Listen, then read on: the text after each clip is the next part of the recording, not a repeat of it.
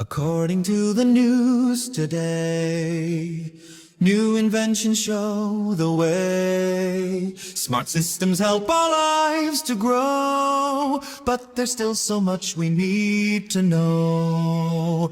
An architect designs with care to make new cities bright and fair. Electronic tools are everywhere, and knowledge now's available to share.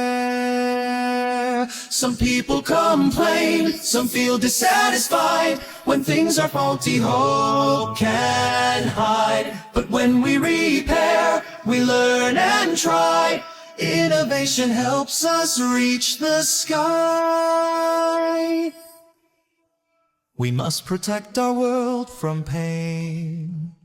Global warming is not in vain. Harmful habits we must fight to make the future safe and right. Life's more convenient, that's true, but what we do depends on you. Like writing an essay word by word, we shape the world through thought.